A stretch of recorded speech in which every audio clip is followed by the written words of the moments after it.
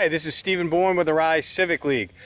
Behind me is one of the very interesting locations, one of the new history markers. Stick around because Alex had some very fascinating stories and even I learned a few things. All right, so this past month, some of the things, Rye Day, if you missed it, you missed it. Huge success, a lot of people had a lot of fun, may happen again. The Civic League hosted a discussion around speeding. Residents talked about the complaints. Next steps are to try to get the findings, get in front of the select board. If you notice, there are been more police on the streets, and if you look at that section of Washington Road, that's the town's new plan of making the travel lanes smaller and the pedestrians wider to help slow down traffic. The Grove Road dump, the PFOA, CMA Engineering was there to talk to the select board, and basically it's going to cost a fortune to get rid of those PFOAs. We're going to need a water treatment plant at some point when the EPA lowers the standard. So the question is, what are the next steps? How fast can we move? Speaking of that, the state, the Parsons Creek watershed, Pollution's Beach has only been closed twice this summer. It really isn't bad compared to what else is happening. But the town did not get another $100,000 from the state, from the Clean Water Fund for Parsons Creek. We're going to have to fund the next steps ourselves. Also, the $10 million requested for federal funding for sewer on Route 1, we didn't get that either. The budget season's coming up. The select board already had a discussion with some of the department heads. The building inspector's looking to add a part-time position to the 2 full-time building inspectors, discussing making the animal control officer full-time and adding hours for a school resource officer. And the temporary finance administrator needs support. They need a lot of help. And looking at the resources, you know, a number of years ago, Chief Cotreau said, here's our gaps, and he's been filling those. So he's provided an update that's really interesting, what he's done identifying where we have gaps in fire and safety and the progress he's made. If you're on zoning board, it was a very long month. There was 3 separate zoning boards meetings. There were 16 things that were heard in the month of August. The planning board, the housing survey on September 27th, there's going to be a public session, so you'll get to hear what was happened, and then we can have some public inputs. The Energy Committee, if you go to those meeting minutes, some of the rates, the options, it was in the meeting minutes, so you can go there.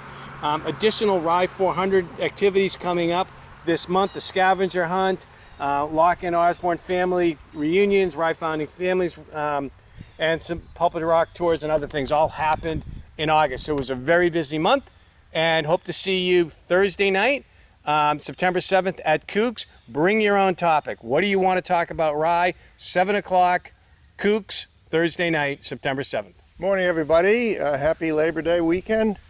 Alex Herlihy. We're at one of the new historic signs here at the Brackett burial ground on Brackett Road. This burial ground is located on the back edge of the Wallace Sands salt marsh, one of 4 in Rye. We have 850 acres of salt marsh, which is great fortune for us to have all of this water and this great ecology. So initially, settler colonists and native peoples got along to some extent back in the early 1600s when the settlement began here, of course, 1623. And these signs, of course, are up as part of a 400th project.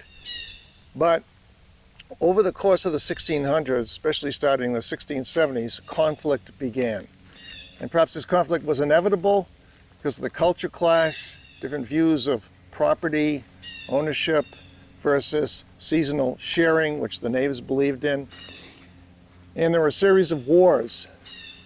The larger context is the British and the French, the 2 superpowers of Europe, the great, imperial colonialist powers who were taking over large swaths of the world.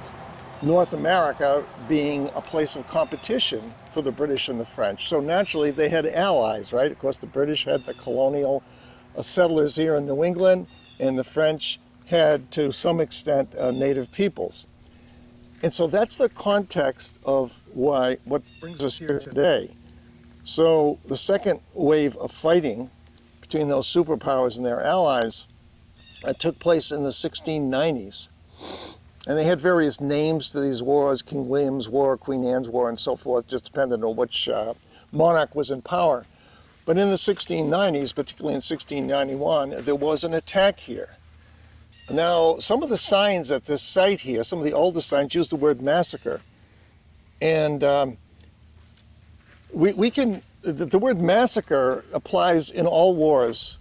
Atrocities are committed by all sides, and we know that. So the fact that they called the native raid here a massacre, well, it was an attack, probably in reprisal for attacks on Indian villages. And that's how it went, back and forth, attack and reprisal. So one of the things we know, if Parsons' history is to be believed, and a lot of that might have been oral history handed down or written history, who knows how much veracity it has. But some of the Bracketts were killed here while working in the salt marsh. Others were taken away and they were brought to Canada.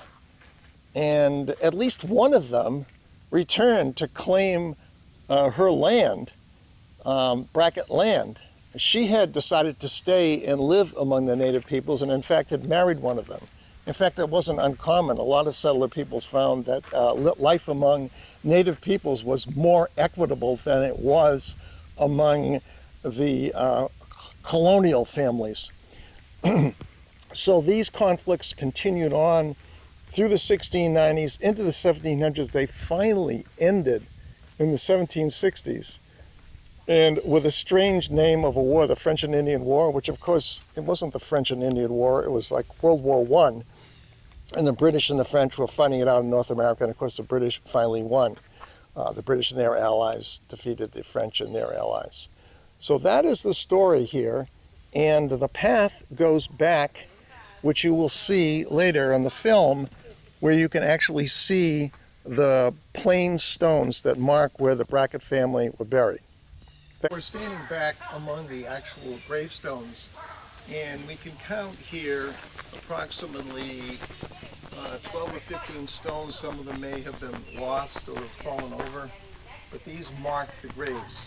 And then there is an X number of other people who, as I said, were taken north into Canada and later released or decided to stay living with the Indians.